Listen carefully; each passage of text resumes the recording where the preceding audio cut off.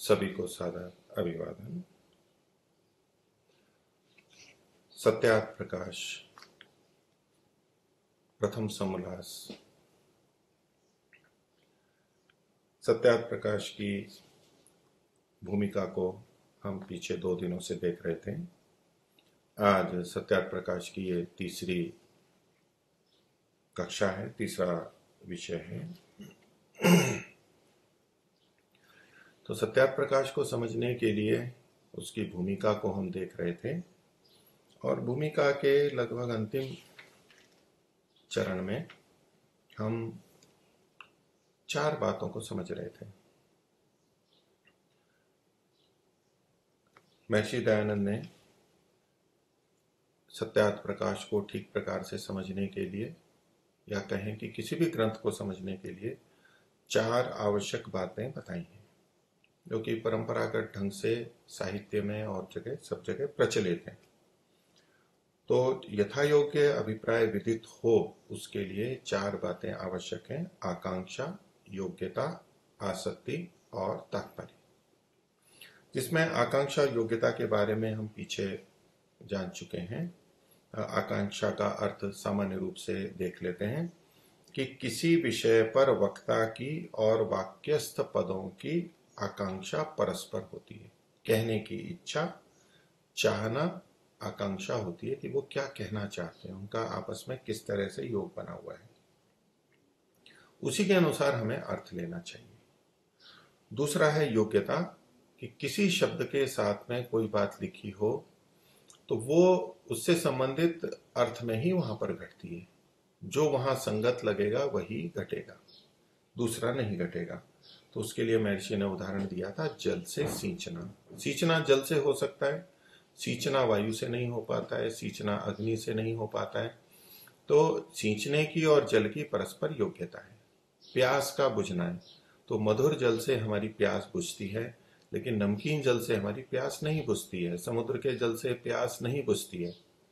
तो अगर प्यास बुझने का प्रसंग हो और जल पीने की बात हो तो वो मीठा जल ही पिया जाएगा, वहां खारा जल नहीं पिया जाएगा, समुद्र का जल नहीं पिया जाएगा। उससे तो और प्यास भड़क जाएगी और अधिक प्यास लगेगी। तो जहां जिस प्रसंग में जो योग्यता है किसी शब्द की, वस्तु की, व्यक्ति की, वही अर्थ वहां पर हमें घटाना होता है और उसी तरह से वहां पर अर्थ निकालना होता है। तो आकांक्षा और योग्यता। तीसरा शब्द है आसक्ति। आसक्ति का अर्थ खोलते हुए महर्षि लिखते हैं जिस पद के साथ जिसका संबंध हो। तो जिस पद के साथ जिसका संबंध हो, जिसका यानी जिस पद का, जिस पद के साथ जिस पद का संबंध हो उसी के समीप पद का बोलना व लिखना। वाक्य में बहुत सारे पद होते हैं, कोई नाम होता है, कोई उसके विशेषण होते हैं। तो जो विशेषण जिससे जुड़ता है, जो क्रिया जिससे जुड़ती है, उसको वहीं पर ही साथ में लिखना चाहिए। एक सामान्य नियम है, भाषा में प्राय करके हम ऐसा प्रयोग करते हैं। और संस्कृत भाषा में या कुछ जहां बहुत परिष्कृत भाषा है, इसलिए कुछ चीजें आगे पीछे भी लिखते हैं तो भी अर्थ में अधिक अंतर नहीं आता है और व्यक्ति संबंध बना लेता है।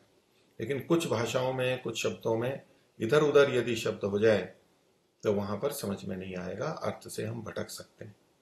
तो इसलिए लेखक का तात्पर्य लेखक जानने के लिए, और लेखक को भी आवश्यक है कि वो ऐसा लिखे और बोले कि जिस शब्द का जिसके साथ में संबंध हो उनको पास पास में लिखते हैं।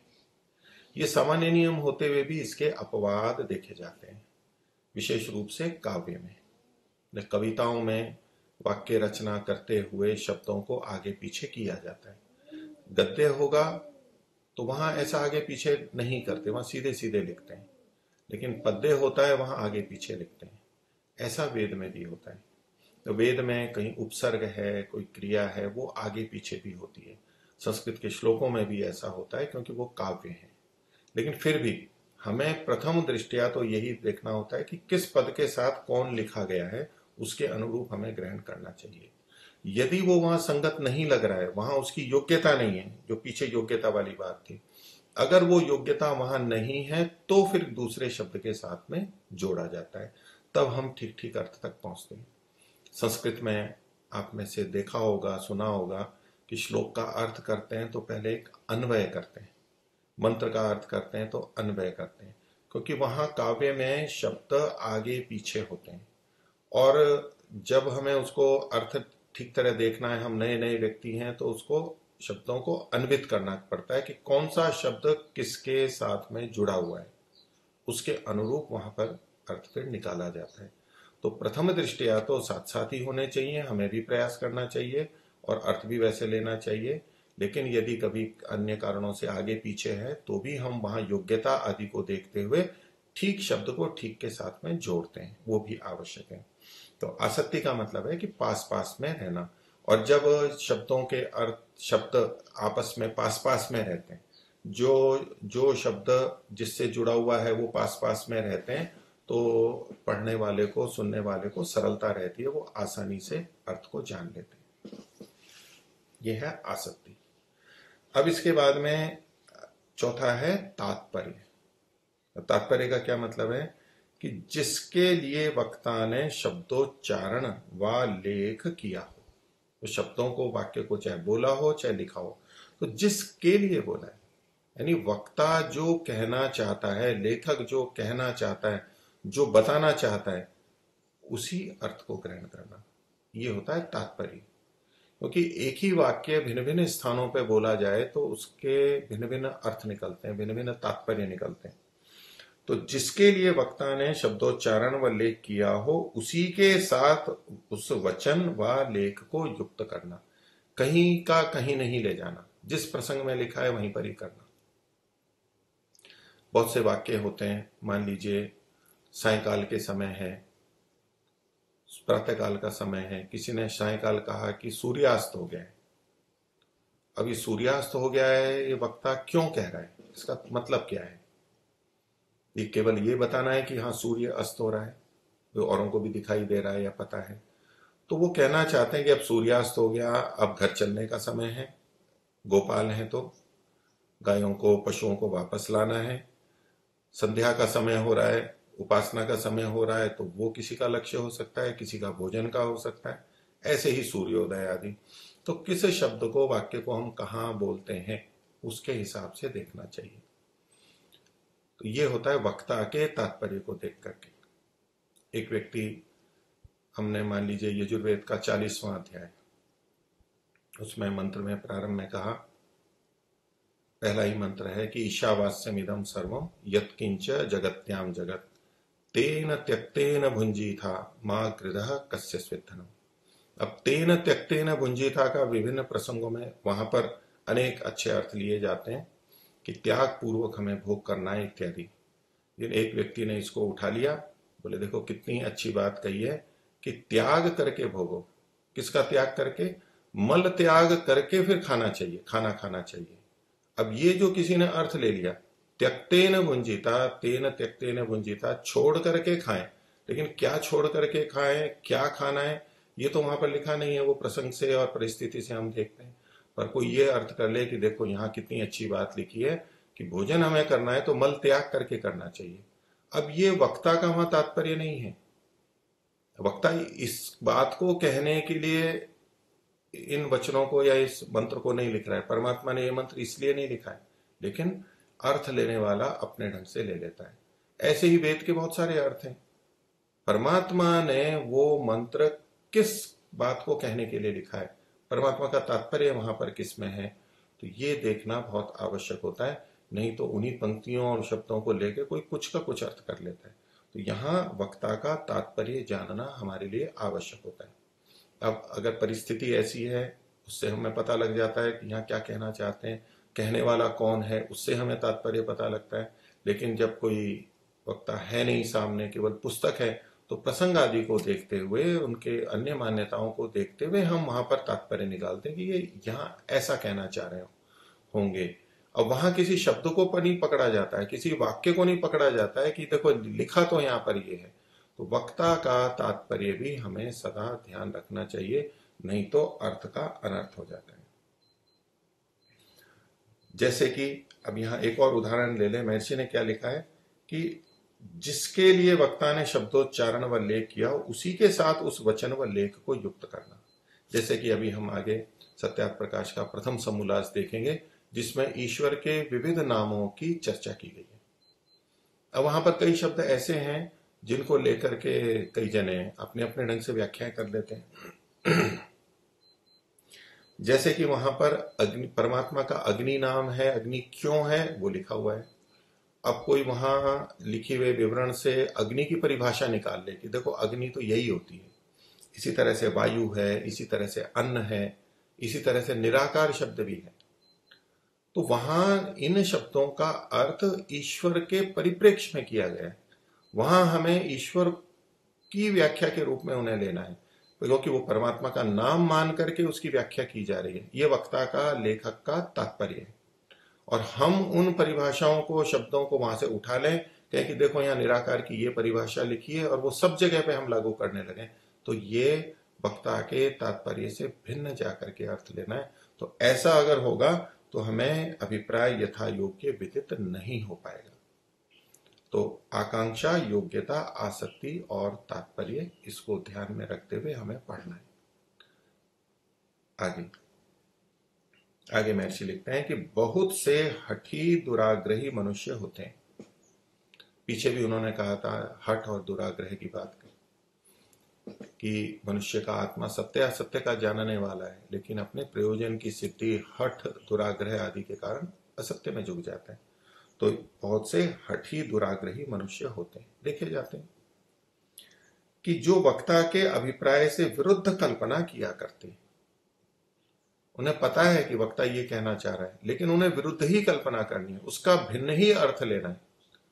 उनके अपने प्रयोजन होते हैं, किसी उद्देश्य से कर रहे हैं, आलोचना करनी है, बहुत सारे प्रयोजन हो सकते हैं।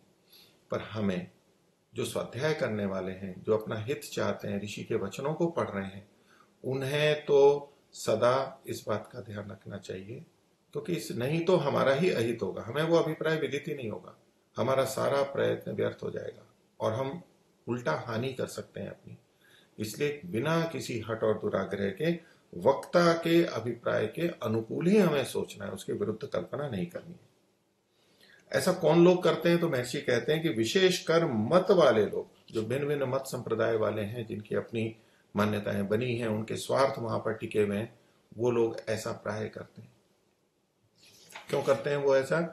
क्योंकि मत के आग्रह से उनकी बुद्धि अंधकार में फंस के नष्ट हो जाती है। तो मत का आग्रह हो गया है, उससे राग हो गया है उनको, और उनकी बुद्धि अंधकार में फंसती है। ये अविद्या अंधकार में फंस जाती है। वो उन गलत बातों को ही सही मानते हैं और ऐसा ही देखते हैं, और उसके विपरीत होता है तो उसका खंडन कर देते हैं। तो अविद्या अंधकार में उनकी बुद्धि अंधकार में फंस के नष्ट हो जाती है। इसलिए अब वो महर्षि अपनी बात कह रहे हैं। महर्षि ने ऐसा नहीं किया है कि मिथ्या मत में फंस करके, अविद्या अंधकार में बुद्धि को ले करके और फिर उन्होंने कोई निर्णय किए हैं। तो कैसे उन्होंने किया वो बता रहे हैं और हमें भी प्रेरणा कर रहे हैं, हमें भी ऐसा करना चाहिए। कहते हैं इसलिए जैसा मैं यानी महर्षि दयानंद पुराण, जैनियों के ग्रंथ, बाइबिल और कुरान को प्रथम ही बुरी दृष्टि से न देखकर, इन ग्रंथों को उन्होंने देखा, पढ़ा, लेकिन पहली बार ही उनको बुरी दृष्टि से नहीं देखा कि ये बुरे हैं। पहले से ही यदि हम बुरी दृष्टि से देखेंगे फिर तो ग्रंथ बुरा ही लगेगा, उसी तरह से हम पढ़ेंगे। बोले जैसे मैंने प्रथम बुरी दृष्टि से नहीं देखा उनको, यही सोच के कि ये कुछ हो सकता है, देखते हैं, तटस्थ भाव से, बिना बुरा माने, बिना पूर्वाग्रह दुराग्रह किए उन्होंने पढ़ा। तो जैसे इनको प्रथम ही बुरी दृष्टि से न देखकर उनमें से गुणों का ग्रहण और दोषों का त्याग, जो महर्षि का प्रयोजन है वो हमें भी यही प्रेरणा दे रहे हैं। उन्होंने भी ऐसा ही किया है, गुणों का ग्रहण किया और दोषों का त्याग, तथा अन्य मनुष्य जाति की उन्नति के लिए प्रयत्न करता हूं।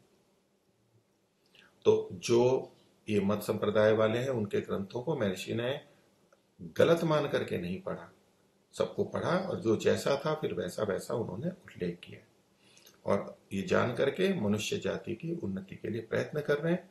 और ये सत्यार्थ प्रकाश लिखा है उन्होंने, फिर हमें भी प्रेरणा दे रहे कि वैसा सबको करना योग्य है, यही उचित है, सबको ऐसा ही करना चाहिए। आगे लिखते हैं, इन मतों के थोड़े थोड़े ही दोष प्रकाशित किए हैं। क्योंकि जब हम आगे देखेंगे ये जो 11, 12, 13, 14 समोल्लास हैं, उसमें बहुत सारे बातें तो लिखी हैं, लेकिन वो थोड़े से ही हैं, सारी बातें नहीं लिखी हैं। तो उनके थोड़े से दोष ही प्रकाशित किए हैं, जिनको देखकर मनुष्य लोग सत्यासत्य मत का निर्णय कर सके। इतना पर्याप्त है कि हम इससे जान जाएंगे, और यदि अधिक पढ़ना है तो फिर अधिक प्रयत्न करना होगा। आगे कहते हैं कि ये एक तो सत्यासत्य का निर्णय कर सकें, ये सामर्थ्य आ जाएगी सत्याप्रकाश को पढ़ने से कि ऐसी बातें जो यहां ना भी लिखी हो और हम किसी ग्रंथ या किसी वक्ता से पढ़ें या सुने तो हम ये निर्णय कर सकते हैं कि ये बात ठीक है और ये नहीं है। तो हम सत्यासत्य का निर्णय कर सकें और सत्य का ग्रहण और असत्य का त्याग करने कराने में समर्थ हो। तो सत्य का ग्रहण और सत्य असत्य का त्याग करना और करवाना, इसमें तभी समर्थ हो सकते हैं जब हम सत्य असत्य का पहले निर्णय करें। हमारा त्याग या ग्रहण हमारे ज्ञान पर निर्भर करता है, निर्णय पर निर्भर करता है। तो महर्षि ने यह ग्रंथ हमारे निर्णय के लिए किया है, हम निर्णय कर सकें, हमारे सामने बातें रख दी हैं। अब उसके बाद में जैसा पहले लिखा महर्षि ने कि हमें अपने हित के अनुरूप हम ग्रहण और त्याग को करें। आगे कहते हैं, क्योंकि एक मनुष्य जाति में बहकाकर विरुद्ध बुद्धि करा के एक दूसरे को शत्रु बना लड़ा मारना विद्वानों के स्वभाव से बही है। बही का मतलब है बाहर है। तो कोई ऐसा सोच सकता है कि इस ग्रंथ में विभिन्न मत संप्रदायों के बारे में लिखा है, उनकी आलोचना लिखी है, तो ये आपस में एक दूसरे को भड़काना चाहते हैं, झगड़ा करवाना चाहते हैं। तो महर्षि कह रहे हैं कि ये तो विद्वानों के स्वभाव से बाहर है। विद्वान ऐसा नहीं करेगा। विद्वान जो सच्चे विद्वान है, धार्मिक विद्वान है, वो कभी ऐसा नहीं करेंगे, क्योंकि मनुष्य जाति में न तो आपस में एक दूसरे को बहकाएंगे, अपने मत में लेने के लिए उनको बहकाएंगे, और आपस में एक दूसरे के विरुद्ध बुद्धि भी पैदा नहीं करेंगे। विरुद्ध बुद्धि का मतलब है कि देखो ये ऐसे गलत है, ये ऐसे गलत है, वो हानिकारक है, ऐसे मिथ्या बुद्धि पैदा नहीं करेंगे, विरुद्ध बुद्धि पैदा नहीं करेंगे। महर्षि ने जो बातें लिखी हैं वो तो केवल सत्य असत्य के जानने जनाने के लिए लिखी हैं, और एक दूसरे का शत्रु बनाना, उनको लड़ा करके मारना, ये महर्षि का प्रयोजन नहीं है, न किसी अच्छे विद्वान का, सच्चे विद्वान का ये प्रयोजन हो सकता है। आगे कहते हैं, इतना सब होते हुए भी मनुष्यों के स्वभाव को उन्होंने देखा है कि कुछ लोग अलग तरह के होते हैं, कि यद्यपि इस ग्रंथ को देखकर अविद्वान लोग अन्यथा ही विचारेंगे। यह आशंका उनको थी, गलत विचारेंगे, गलत प्रचारित करेंगे, ऐसा संभव है, हो सकता है और हुआ है। लेकिन फिर कह रहे हैं, तथापि बुद्धिमान लोग यथा योग्य इसका अभिप्राय समझेंगे, मेरी भूमिका देखेंगे और मेरे वचनों को, पूरे शास्त्र को, सत्यार्थ प्रकाश को देखेंगे। इसलिए मैं अपने परिश्रम को सफल समझता हूं। परिश्रम क्यों सफल है? क्योंकि जो बुद्धिमान हैं वो तो यथा योग्य समझ लेंगे, जो अविद्वान लोग हैं वो तो अन्यथा समझेंगे, उनके लिए ये कुछ नहीं किया जा सकता। और कुछ व्यक्ति इसको ठीक नहीं समझ रहे हैं, इसलिए सत्यार्थ प्रकाश या किसी का भी प्रयत्न व्यर्थ हो जाएगा, ऐसा नहीं। अन्यथा तो समझेंगे ही, कुछ लोग समझ ही नहीं पाएंगे या अन्यथा समझेंगे, खंडन करेंगे, किंतु विद्वान लोग तो समझेंगे, कुछ लोग तो समझेंगे, और इतने में महर्षि अपने परिश्रम को सफल समझते हैं। इतना ही पर्याप्त है, इतना भी बहुत है। आशा हमारी है कि सब जने समझें, अधिक से अधिक लोग समझें, लेकिन ये संभव नहीं है।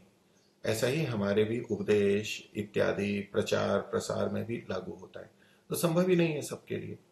तो कुछ लोग समझेंगे, उतने में हमें अपने परिश्रम को सफल समझना चाहिए। तो इसलिए मैं अपने परिश्रम को सफल समझता हूं और अपना अभिप्राय सब सज्जनों के सामने धरता हूं। ये जो अभिप्राय ये सज्जनों के सामने, सज्जन विद्वानों के सामने रखा जा रहा है। जो दुर्बुद्धि हैं, दुर्जन हैं, जो गलती समझने, वो उनके लक्ष्य में नहीं है, प्रयोजन में नहीं है।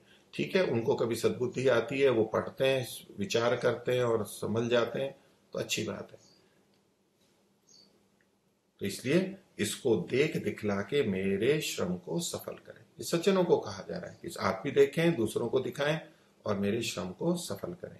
और इसी प्रकार पक्षपात न करके सत्यार्थ का प्रकाश करना मुझ व सब महाशयों का मुख्य कर्तव्य कर्म है।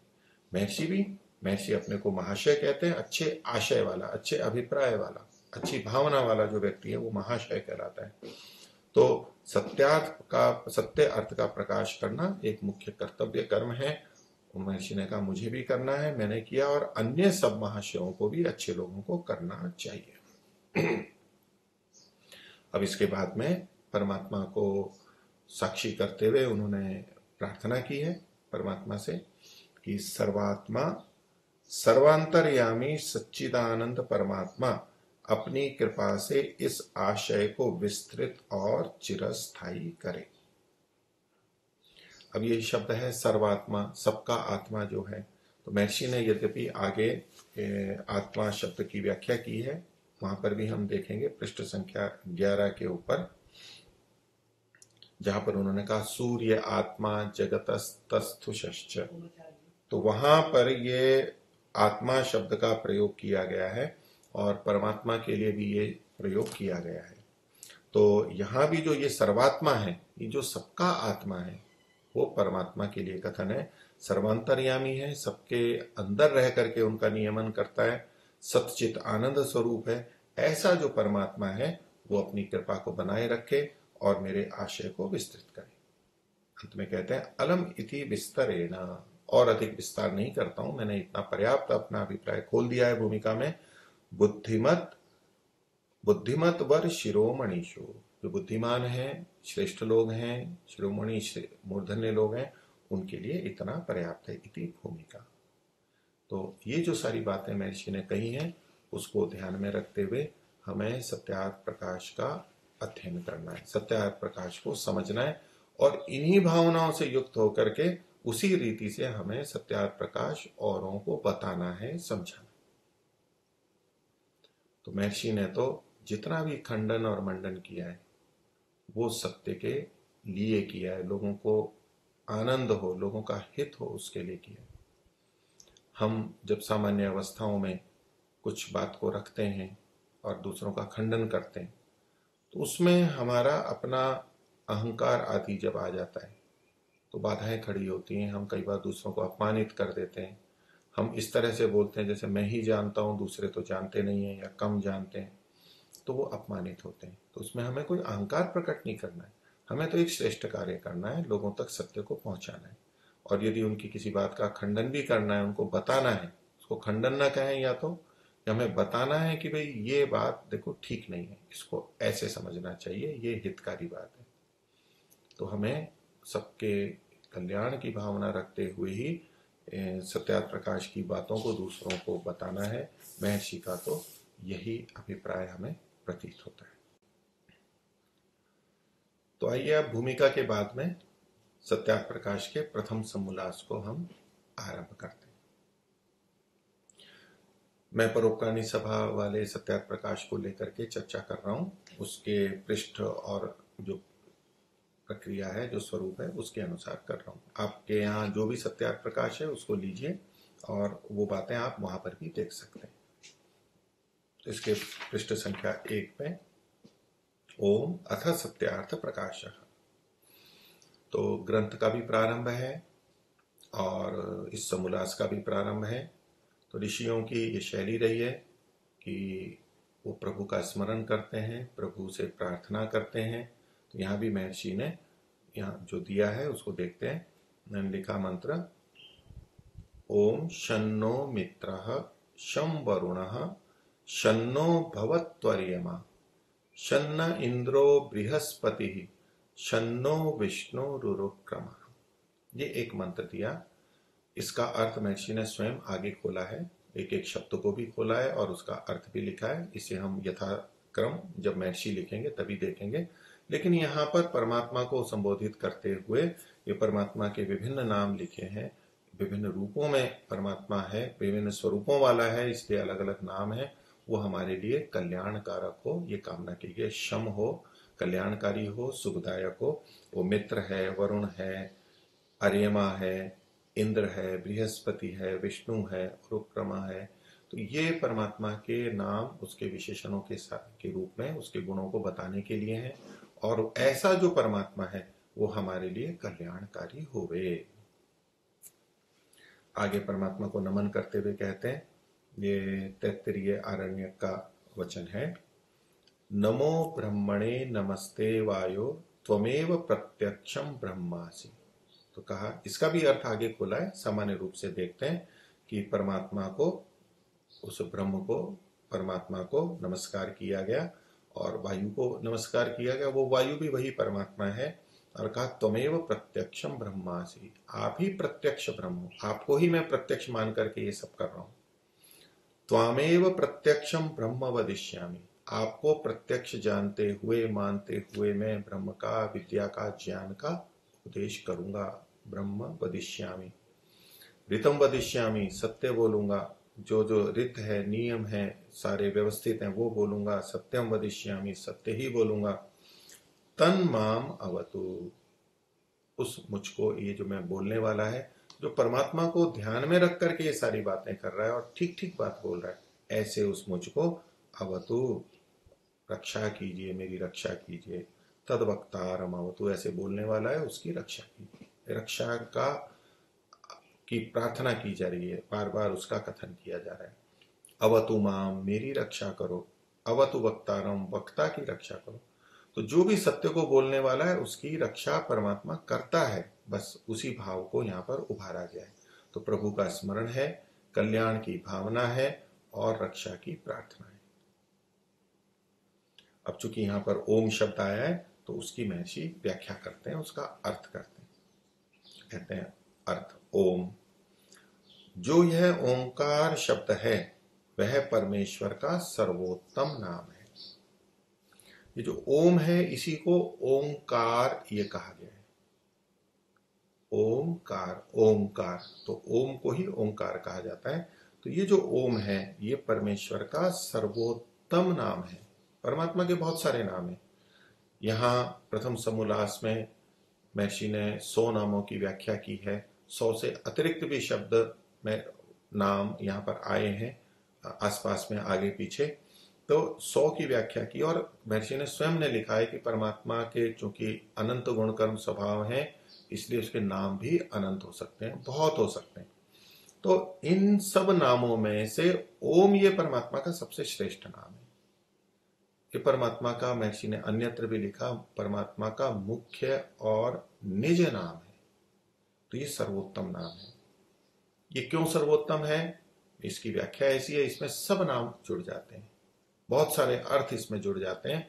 और इसी कारण से हमारी प्राचीन काल की परंपरा से जब परमात्मा की उपासना की जाती है, ईश्वर का ध्यान किया जाता है, तो उसमें ओम शब्द का सर्वाधिक प्रयोग किया जाता है। जितने भी अर्थ हैं वो ओम से निकल सकते हैं, ओम से आ जाते हैं। अन्य शब्दों का भी प्रयोग किया जाता है, उसी आदर और श्रद्धा से परमात्मा का नाम लिया जाता है, लेकिन इनमें ओम सर्वोत्तम है। अन्य शब्द भी नाम है वो उत्तम है, लेकिन ये सर्वोत्तम है। क्यों है सर्वोत्तम, तो कहते हैं क्योंकि इसमें जो अ उ म 3 अक्षर है, जब हम ओम ये बोलते हैं तो उसमें दिखने में तो हमें एक तो ओ दिखाई देता है और एक म दिखाई देता है, हमें लगता है 2 ही है, लेकिन महर्षि यहां क्या लिखते हैं, 3 है, अ उ और म। तो और उ को संस्कृत में जोड़ देते हैं, जब संधि होती है तो ये ओ बन जाता है, अ और उ में वो ओ बन जाता है, और म तो जू का तू है ही। तो जब इसको तोड़ते हैं तो अ उ म ये 3 लिखते हैं। कई बार जब ओ लिख करके फिर बीच में 3 लिखा जाता है, फिर म लिखा जाता है, वो जो 3 है कई जने उसको ऊ समझ लेते हैं। वो 3 हिंदी में जब लिखा, देवनागरी में लिखा जाता है, तब तो नीचे घुंडी होती है, तब तो देवनागरी में बाधा नहीं होती है, उसको ऊ नहीं समझते। लेकिन अगर वहां पर 3 आंग्ल भाषा का, रोमन का 3 अगर ऐसे लिखा जाता है बिना घुंडी वाला, तो कई ओ उ म ऐसा कहने लग जाते हैं। ये 3 है, ओ उ और म। ये जो 3 है, ऊ जैसा लगता है, ये ऊ नहीं है, ये 3 संख्या है, ये प्लुत की संख्या है। प्लुत को बताता है कि ओ को हमें 3 मात्रा काल तक बोलना है। ह्रस्व, दीर्घ और प्लुत। ह्रस्व में 1 मात्रा, दीर्घ में 2 मात्रा और प्लुत में 3 मात्रा। और जब इसमें हिंदी का, देवनागरी का जब 3 लिखा जाता है, ओ और फिर संख्या 3 और म। अब इसमें गुजराती में इसको रू बोलते हैं।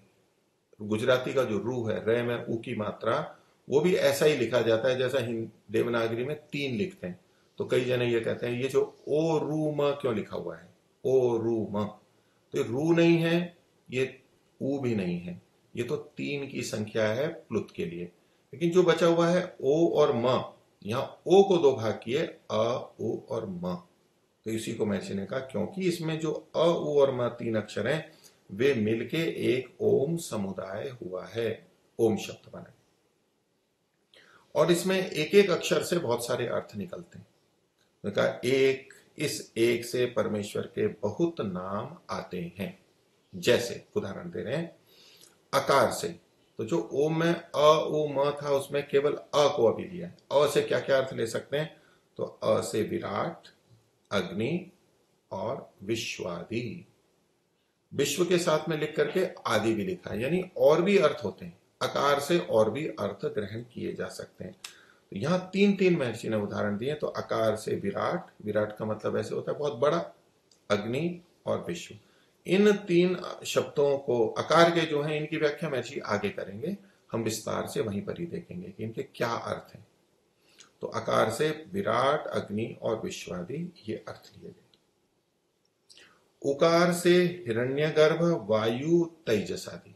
तो यहां पर भी मुख्य 3 अर्थ लिए, हिरण्यगर्भ, वायु और तेजस आदि फिर जोड़ दिया है। यहां पर और भी नाम लिए जा सकते हैं। उकार से और भी नामों का ग्रहण होता है, किया जा सकता है।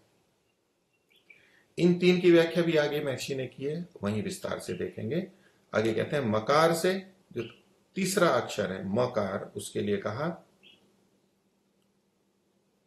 ईश्वर, आदित्य और प्रज्ञादि नामों का वाचक और ग्राहक है।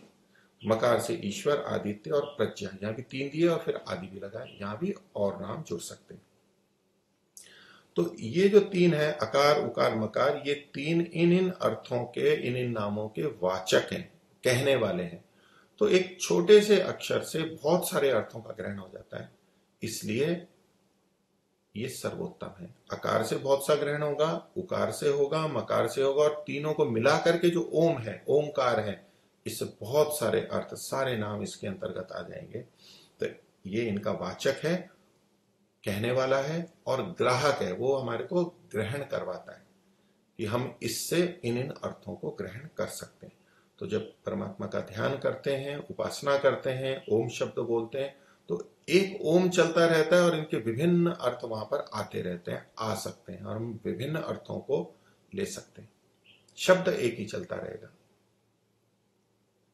आगे कहते हैं उसका ऐसा ही वेदादि सत्य शास्त्रों में स्पष्ट व्याख्यान किया है।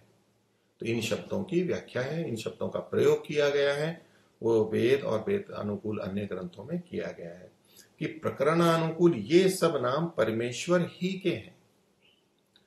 ये जो नाम कहे गए हैं, ये नाम उन प्रकरणों में, यानी ईश्वर का, परमात्मा का जहां प्रकरण है, वो परमात्मा के ही हैं, अन्यों के नहीं है।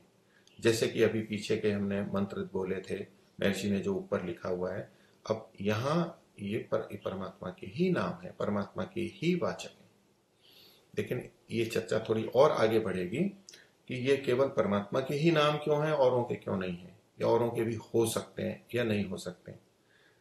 थोड़ा सा अभी पहले हम और इस पर विचार करते हैं। जो अ, उ और म है, ओम शब्द की व्याख्या कई प्रकार से हमारे शास्त्रों में मिलती है।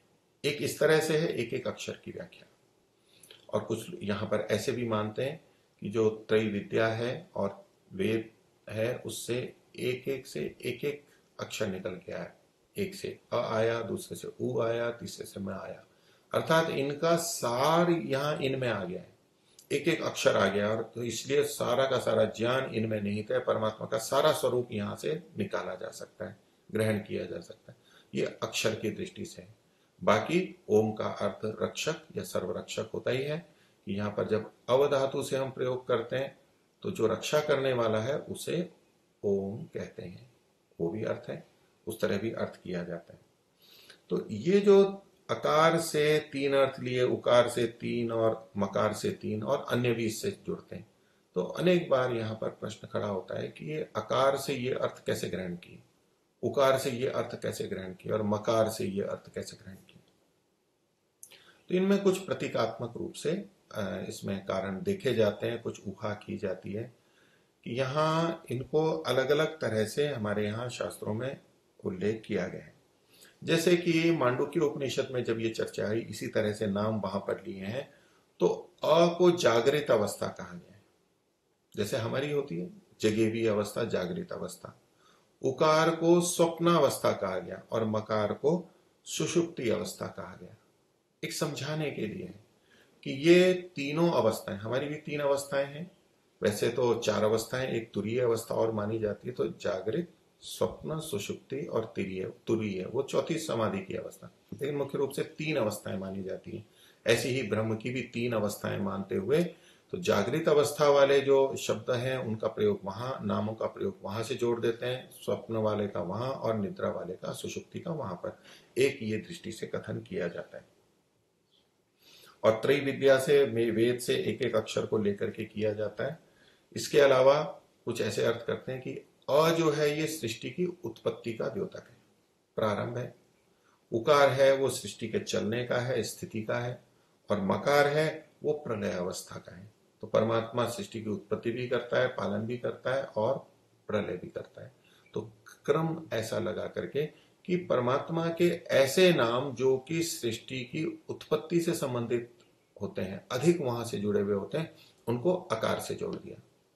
जो पालन के संबंध में, स्थिति को बनाए रखने के लिए जो गुण धर्म है और उनके वाचक जो शब्द हैं, उनको उकार से जोड़ दिया। और जो प्रलय अवस्था के लिए है, प्रलय भी कल्याण के लिए है, तो प्रलय अवस्था से संबंधित जो परमात्मा की शक्तियां हैं और उनसे संबंधित जो नाम है, उनको मकार से जोड़ दिया गया। कुछ एक इस तरह से व्याख्या करते हैं। एक और दृष्टि से यहां पर कहा जाता है कि 3 लोक माने गए हैं। परमात्मा तो सर्वव्यापक है, सभी लोकों में विराजमान है। तो एक भूलोक, दूसरा अंतरिक्ष लोक और तीसरा द्यूलोक। तो पृथ्वी लोक हम यहां पर जैसे हैं, जहां रह रहे हैं, जिसके जो जहां जिस पृथ्वी पर रह रहा है उसके लिए वो भूलोक होगा। अकेली ये पृथ्वी तो है नहीं। निरुक्त में जहां देवताओं की बात आई है, वहां पर भी देवताओं के स्थान बताए गए हैं कि ये भूस्थानीय है, यानी भूलोक में रहने वाले हैं, वहां प्रधानता से रहते हैं। ये मध्य स्थानीय अंतरिक्ष में रहने वाले देवता हैं और ये द्युलोक में रहने वाले देवता हैं। तो यहां जो ये 3 वर्णन किए गए हैं, 3 अक्षरों से 3-3 नाम दिए गए हैं, इनको हम लोक के अनुसार भी देख सकते हैं कि जो अकार है ये भूलोक को बताने वाला है, यहां उसकी प्रधानता है। इसमें यहाँ 3 शब्द हैं, विराट, अग्नि और विश्वादि। तो ये जो अग्नि है, ये निरुक्त में भी ये अग्नि भूलोक का देवता माना गया है, जिसमें हम यज्ञ करते हैं, जिसमें हम भोजन का पाक करते हैं और अन्य विविध कार्य करते हैं। तो अग्नि को भूलोक का देवता माना गया। उस रूप में यहाँ पर अग्नि शब्द का प्रयोग किया। ये परोक्ष रूप से परमात्मा की व्यवस्था है, परमात्मा की शक्तियां हैं। तो अकार को भूलोक से संबंधित माना गया। दूसरा, उकार में हिरण्यगर्भ, वायु और तेजस आदि है। इसमें जो ये वायु है ये अंतरिक्ष लोक में, भूलोक और द्विलोक के बीच का जो स्थान है वो अंतरिक्ष कहलाता है और वायु अंतरिक्ष में होती है।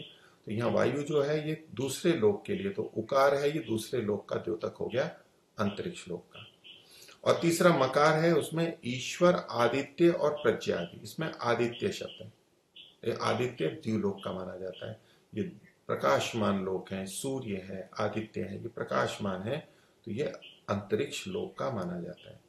तो इन 3 नामों में जो बीच के नाम हैं उसमें अग्नि, वायु और आदित्य, इस दृष्टि से 3 लोकों के लिए भी माना जाता है। और परमात्मा तो सब व्यापक, सर्वत्र व्यापक है, सब लोकों में विराजमान है।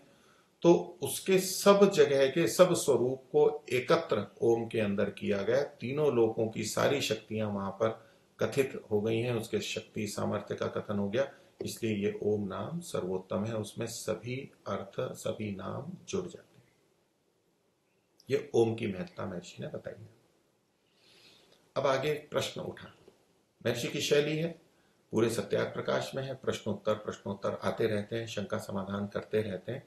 तो जो स्वभावतः किसी में भी प्रश्न हो सकते हैं उनको वो लेते हैं। ये प्रश्न किया, किसी की ओर से प्रश्न रखा कि परमेश्वर से भिन्न अर्थों के वाचक विराट आदि क्यों नहीं है। ये जो विराट आदि नाम बताए हैं, आकार का जैसे विराट से, बाकी जो सारे 9 हैं, ये परमेश्वर से भिन्न के वाचक क्यों नहीं हो सकते। परमेश्वर से भिन्न जो जड़ वस्तुएं हैं, कार्य जगत है, उनके वाचक आदि क्यों नहीं है। जैसे कौन से, ब्रह्मांड, पृथ्वी आदि भूत, मनुष्य, विद्वान और वैद्यक शास्त्र में शुंठ्यादि औषधियों के भी ये नाम लिखे हैं। अर्थात इन नामों को आप परमात्मा का ही क्यों मान रहे हो, ये तो औरों के भी नाम होते हैं। किन किन के नाम हो सकते हैं, तो इन्होंने उदाहरण दिया जैसे कि ब्रह्मांड। ये ब्रह्मांड, ये पूरा सारा जो हमें दिखाई देता है, जितना ही भी दिखाई देता है, तो इसके लिए जैसे यहां नाम दिए गए, एक है विश्व। ये विश्व आदि आकार से जो लिया, विराट, अग्नि, विश्व। तो विराट और अग्नि, विराट के रूप में भी हम ब्रह्मांड को देख सकते हैं, विश्व के रूप में भी देख सकते हैं। तो ये ब्रह्मांड का भी वाचक है, तो आप परमात्मा का वाचक ही क्यों मान रहे हो। इसी तरह आगे कहा पृथ्वी आदि भूत। तो पृथ्वी आदि 5 भूत जो कि दर्शनों में और हमारी परंपरा में माने जाते हैं, पृथ्वी, जल, अग्नि, वायु और आकाश। तो कहते हैं इन भूतों के भी नाम हो सकते हैं ये। जैसे कि यहां जो 9 नाम ऊपर दिए गए थे, उनमें एक नाम है अग्नि, दूसरा नाम है वायु। तो इधर भूतों में भी अग्नि और वायु है। तो कहा अग्नि और वायु भूतों के नाम क्यों नहीं हो सकते, आप भगवान के नाम, परमात्मा ईश्वर के ही नाम क्यों हैं ये। आगे कहते हैं ये मनुष्य के भी नाम हो सकते हैं। मनुष्य के नाम जैसे कि यहां जो नाम आए उसमें अग्नि, वायु और आदित्य, ये 3 नाम आए हैं, ये मनुष्यों के भी नाम हो सकते हैं। और हम सब जानते हैं कि वेद को प्रकट करने वाले, ईश्वरीय ज्ञान को ग्रहण करके करने वाले जो 4 ऋषि थे, अग्नि, वायु, आदित्य और अंगिरा। तो अग्नि, वायु और आदित्य, ये 3 नाम वहां पर भी हैं, मनुष्य के नाम है वो, ये यहां पर भी नाम दिए गए।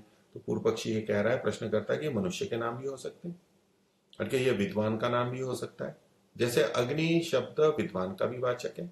महर्षि दयानंद ने भी वेद भाष्य करते हुए अग्नि शब्द से विद्वान को भी ग्रहण किया है, तो बोले ये नाम तो विद्वान का भी हो सकता है। आगे कहा वैद्यक शास्त्र में शुंठ्यादि। शुंठ्यादि का मतलब है शुंठी आदि। शुंठी कहते हैं सौंठ को, हिंदी में जो हम सौंठ कहते हैं, अदरक का सूखा हुआ जो भाग होता है, सूखा लिया जाता है, वो सौंठ कहते हैं, शुंठी। बोले उनके भी ये नाम होते हैं, शुंठी आदि औषधियों के। तो शुंठी जो है, इसको संस्कृत में विश्व भेषज या विश्व और विश्वा नाम से भी कहा जाता है। तो यहां एक शब्द महर्षि ने विश्व दिया हुआ है, विश्वादि आकार के अर्थ में। तो विश्व शब्द शुंठी का वाचक है, ये वैद्यक शास्त्र में निघंटु में दिया हुआ है। तो बोले आप यहाँ विश्व शब्द से परमात्मा का ही ग्रहण क्यों कर रहे हो, ये तो शुंठी का भी ग्रहण हो सकता है। और शुंठी आदि कहा तो आदि से अन्य औषधियां भी हो सकती हैं आयुर्वेद में जो कही गई हैं। जैसे कि यहाँ एक शब्द है अग्नि। तो आयुर्वेद में अग्नि चित्रक का नाम भी है। चित्रक एक औषधि होती है, आपने चित्रकादिवटी नाम सुना होगा, उसमें चित्रक भी होती है और अन्य भी चीजें होती हैं। ये अग्नि का वर्धक है, दीपन पाचन करने वाला है, ऐसी होती है औषधि। तो चित्रक के लिए अग्नि शब्द का प्रयोग है, तो आप अग्नि से परमात्मा ही क्यों ग्रहण कर रहे हो, चित्रक का भी ग्रहण हो सकता है। इसी तरह से ये जो यहाँ पर तेज या तेजस है, तो गज पीपल होती है, उसको भी तेजस नाम से कहा जाता है। तो तेज और तेजस मिलता जुलता। तो ये जो नाम आपने कहे, ये परमात्मा के ही क्यों वाचक हैं, ये इन सबके भी तो हो सकते हैं। तो इसका उत्तर महर्षि दे रहे हैं। उत्तर है हाँ, ये औरों के भी नाम है, मना नहीं कर रहे महर्षि, परंतु परमात्मा के भी हैं, यही नाम परमात्मा के भी हैं।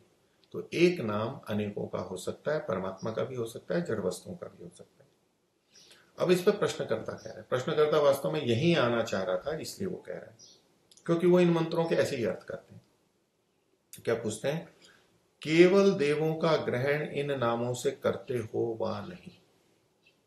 अब यहां एक देव शब्द है, तो जो अन्य लोग इन मंत्रों का अर्थ करते हैं, वो यहां विभिन्न देवों को मानते हैं। वो देव कुछ ऐसी विशेष शक्तियां मानते हैं, वो चाहे जड़ों में हो, चेतन में हो, जैसे भी। रूप में मानते हैं, लेकिन वो अलग अलग शक्तियां मानते हैं, विभिन्न देवता। और इसीलिए वेदों को बहुत से लोग बहुदेवतावाद का मानते हैं, या वैदिक धर्म को या हिंदुओं को बहुदेवतावाद मानते हैं, बहुत सारे देवता हैं। तो जैसे यहाँ मंत्र में था शन्नो मित्र शम वरुण शन्नो भवत्वर्यमा, तो भाई मित्र अलग देवता हो गया, वरुण अलग देवता हो गया, अर्यमा अलग देवता हो गया, इंद्र अलग हो गया, बृहस्पति अलग हो गया, विष्णु अलग देवता हो गया। तो ये लोक में भिन्न भिन्न देवताओं की परिकल्पना की गई है, अलग अलग देव माने गए। इनकी सबकी सत्ता वो अलग अलग मानते हैं, नाम के भेद से देवताओं को भी भिन्न भिन्न मानते हैं। तो यहां जो प्रश्नकर्ता कर रहा है ये ईश्वर को छोड़ के अन्य देवों की बात कर रहे हैं। वैसे देव शब्द से ईश्वर का भी ग्रहण होता है, आगे हम सत्यार्थ प्रकाश में देखेंगे। जो 100 नामों की व्याख्या की गई है उसमें देव शब्द भी लिखा है, वो देव परमात्मा का भी वाचक है। किंतु यहां जो वक्ता बोल रहा है प्रश्नकर्ता, वो ईश्वर को छोड़ करके अन्य देवताओं का है। क्योंकि उसने क्या लिखा प्रश्न, केवल देवों का ग्रहण इन नामों से करते हो या नहीं, अर्थात ईश्वर को छोड़ करके जो देव हैं उनका ग्रहण आप यहां करते हो या नहीं। क्योंकि लोक में ऐसा ही प्रचलित है। और जब ये कल्याण की बात कही जा रही है कि मित्र भी मेरा कल्याण कारक हो, मित्र देव भी, वरुण देव भी, इंद्र देव भी, तो भिन्न भिन्न देवताओं को कहा जा रहा है, ऐसा वो लोग अर्थ करते हैं।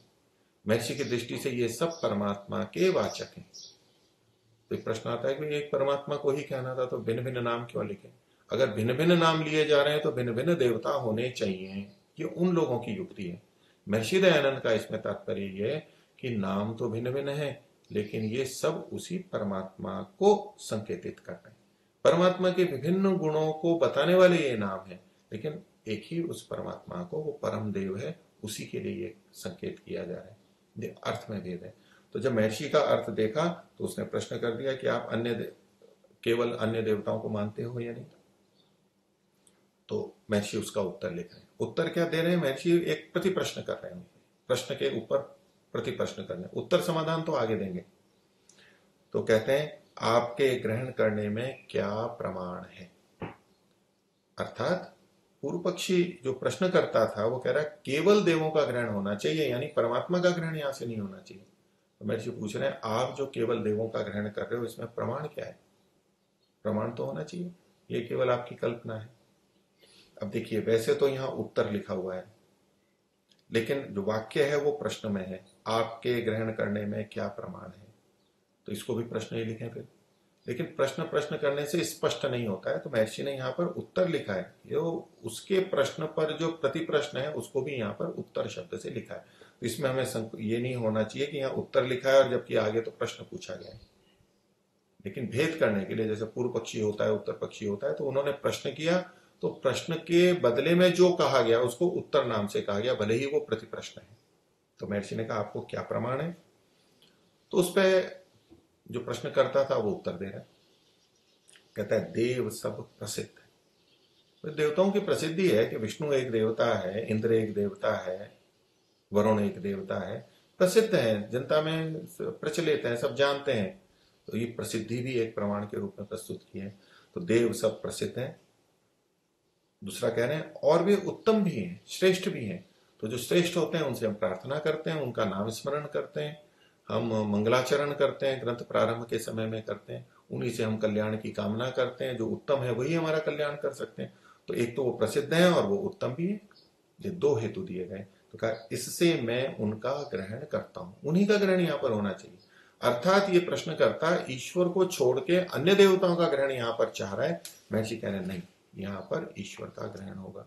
वो चर्चा भी आगे बताई है इन्होंने। अब कैसे सिद्ध होगी यहाँ पर परमात्मा का ही ग्रहण है या अन्य देवताओं का ग्रहण है? तो पूर्व पक्षी ने, प्रश्नकर्ता ने जो दो हेतु दिए कि वो प्रसिद्ध है और उत्तम है, इसके लिए आगे कह रहे हैं। क्योंकि प्रश्नकर्ता ने जो अपनी बात की पुष्टि के लिए हेतु दिए हैं, उन हेतुओं पर चर्चा होगी। अब देखिए, महर्षि तो सब शास्त्रों के ज्ञाता थे, वो न्याय दर्शन के भी ज्ञाता थे। तो दूसरा कोई हेतु प्रस्तुत कर रहा है, वो हेतु ठीक है या नहीं है, इसकी विवेचना की जाती है। और उस हेतु का अगर व्यभिचार मिल रहा है या वो हेतु दूसरी जगह भी घट रहा है, तो बोले ये तो आपका प्रमाण नहीं हुआ। अब इसका उत्तर महर्षि लिख रहे हैं।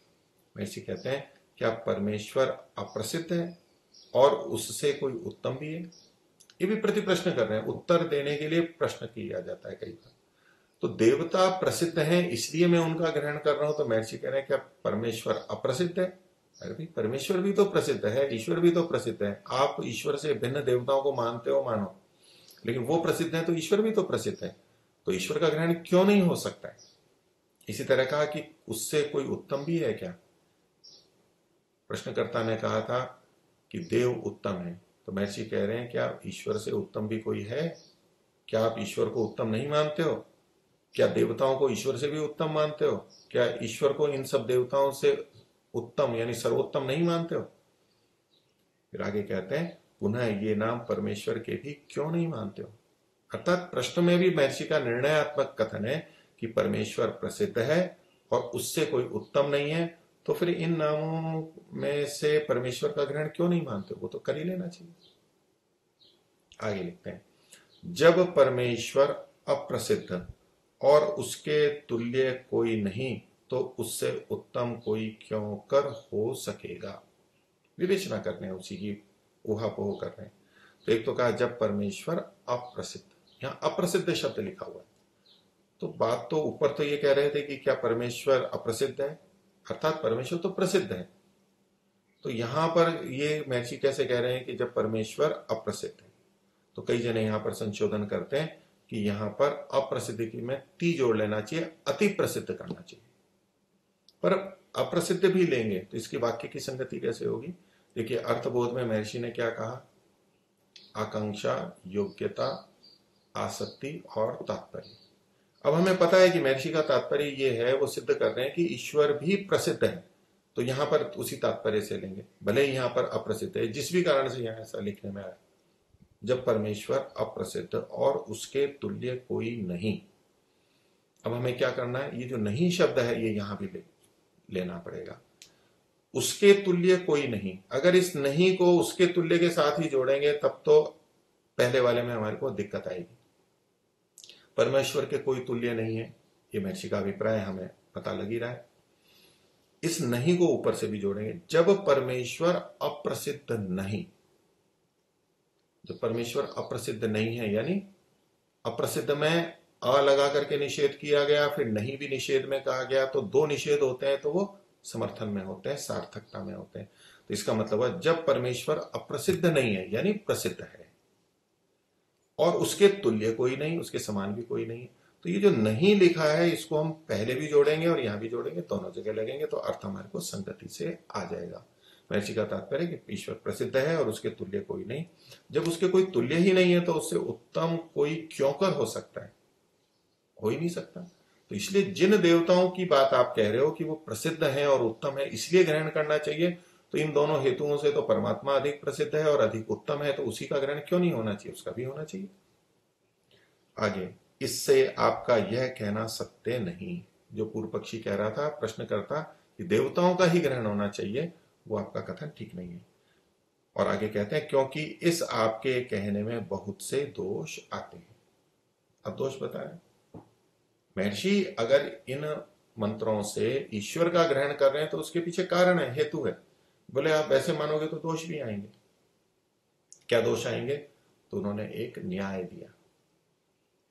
न्याय का मतलब होता है कि एक कोई रीति निश्चय करने की शैली होती है, कुछ युक्ति होती है, उसको विभिन्न रूपों में कहा जाता है, अलग अलग न्याय होते हैं।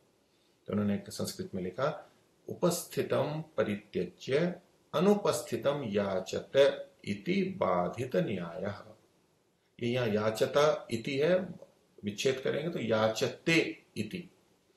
तो क्या उपस्थित को छोड़ करके, उपस्थित मतलब जो सामने है, हमारे निकट है, शीघ्र प्राप्त होने योग्य है, उसको छोड़ करके अनुपस्थित जो यहां पर नहीं है उसकी जो कामना करता है, याचते, उसको चाहता है, कामना करता है, तो बोले ये बाधित न्याय, बाधित न्याय है। हम बाजार में सामान लेने गए, ये दुकान है जहां पर हमें आटा मिल रहा है, तो उस आटे को छोड़ करके कोई 2 किलोमीटर दूर जा करके उस दुकान से लें, वही आटा हो, तो हम ऐसा कभी नहीं करेंगे। इसको छोड़ के वहां क्यों जा रहे हैं? कोई कारण तो होगा। तो उपस्थित जो है, कोई बाधा नहीं है, उसको छोड़ करके दूसरी जगह जा रहे हैं, तो ये बाधित न्याय है, ये बुद्धिमानों की शैली नहीं है। तो जब ईश्वर उपस्थित है, वो सर्वोत्तम है और प्रकाशित है, तो उसको छोड़ के आप देवताओं पे क्यों जा रहे हो? इसके लिए एक और भी न्याय दूसरे ढंग से प्रस्तुत किया जाता है, अक्के चेत मधु बिंदेत किमर्थम पर्वतम व्रजेत। हमारे घर के कोने में यदि कहीं पेड़ पे कहीं झाड़ी में मधुमक्खी का छत्ता है, मधु मिल रहा है हमारे को, तो उसको छोड़ करके पर्वत पे क्यों जाएंगे हम? हमें जितना चाहिए वो यहीं पर ही मिल रहा है। हमारे पास में कुआं है, नदी हमारे पास में बह रही है, वहां से छोड़ करके हम दूर क्यों जाएंगे? कोई कारण तो होगा, बिना कारण के तो नहीं जाएंगे, जबकि वहां अच्छा भी नहीं है। तो परमात्मा जो उपस्थित है उसको छोड़ के आप देवताओं का क्यों ग्रहण कर रहे हो? ये दोष है। उपस्थितम परित्यज्य अनुपस्थितम याचते इति बाधित न्याय। उसको खोल रहे हैं महर्षि। किसी ने किसी के लिए भोजन का पदार्थ रख के कहा कि आप भोजन कीजिए, अच्छे तरह भोजन बना के दे दिया, और वह जो उसको छोड़ के अप्राप्त भोजन के लिए जहां तहां भ्रमण करे। भिक्षुक है और कोई अतिथि है, दे दिया भोजन, अच्छी तरह से है, बैठ के साफ सुथरी जगह में, और वहां से छोड़ के वो इधर उधर भटक रहा है। क्यों भटक रहा है? तो ऐसा जो करे उसको बुद्धिमान न जानना चाहिए, क्योंकि बुद्धिमान का यह लक्षण है कि कम प्रयत्न में हम उचित चीज प्राप्त कर रहे हैं तो उसी को प्राप्त करेंगे। अल्प प्रयत्न से अल्प समय में अल्प मूल्य में हमें वही चीज मिल रही है तो वही ग्रहण करेंगे, उसको छोड़ करके नहीं जाएंगे। क्योंकि वह उपस्थित नाम समीप प्राप्त हुए पदार्थ को छोड़ के अनुपस्थित अर्थात अप्राप्त पदार्थ की प्राप्ति के लिए श्रम करता है, इसलिए बुद्धिमान नहीं है। अब यह एक नाम शब्द है, क्योंकि वह उपस्थित नाम समीप प्राप्त हुए। जो उपस्थित नाम का मतलब है अर्थात, उसका तात्पर्य बोल रहे हैं कि उपस्थित का क्या तात्पर्य? समीप में प्राप्त हुए पदार्थ को, जो हमें प्राप्त है उसको छोड़ करके दूसरे को जाएगा। अपने मित्र हैं, उन मित्रों को तो ध्यान नहीं दे रहा है, उनको छोड़ करके दूसरों के मित्र, दूसरे जगह मित्र खोजने के लिए जा रहा है। अपने घर को छोड़ करके दूसरे के घर में सोने के लिए जा रहा है। अपना घर है, अभी बिस्तर है, खाना है, सब कुछ है, उसको छोड़ के दूसरे में क्यों जा रहा है? तो ये बुद्धिमान नहीं कहलाता। इसी से जैसा वह पुरुष बुद्धिमान नहीं, वैसा ही आपका कथन हुआ कि आप ईश्वर को छोड़ करके देवताओं का ग्रहण कर रहे हो। आगे लिखते हैं, क्योंकि आप उन विराट आदि नामों के जो प्रसिद्ध प्रमाण सिद्ध परमेश्वर और ब्रह्मांड आदि उपस्थित अर्थों का परित्याग करके असंभव और अनुपस्थित देवताओं के ग्रहण में श्रम करते हैं। तो ये जो विराट आदि नाम अ उ म के जो 3-3 करके 9 शब्द महर्षि ने लिखे थे, या अन्यों का भी ग्रहण होता है, उससे परमेश्वर को छोड़ के, और जो ब्रह्मांड आदि हैं, ब्रह्मांड आदि पृथ्वी आदि जो शब्द हैं, उनको अर्थों को छोड़ करके जो असंभव है, जिन देवताओं की इन लोगों ने कल्पना कर रखी है, ये देवता वो देवता, ये कल्पना है उनकी, ये असंभव है, और जो उपस्थित भी नहीं है वहां पर, ऐसी कल्पना की है और अनुपस्थित है, उन देवताओं के ग्रहण में श्रम कर रहे हो। जब आप इस मंत्र को बोल रहे हो, ये परमात्मा का वाचक हो सकता है, परमात्मा यहाँ उपस्थित है, तो हम उसी का अर्थ लेते हुए इन मंत्रों से प्रार्थना करेंगे। अब इस परमात्मा को छोड़ के कल्पित देवताओं को ले रहे हैं कि इंद्र कोई देवता है, वरुण कोई देवता है, और उनकी प्रार्थना कर रहे हो आप, तो ये तो बाधित न्याय, ये बुद्धिमानों के लिए संगत नहीं है। परमात्मा देवों का देव है, हमें उसी की प्रार्थना करनी चाहिए। आगे कहते हैं, इसमें कोई भी प्रमाण व युक्ति नहीं है।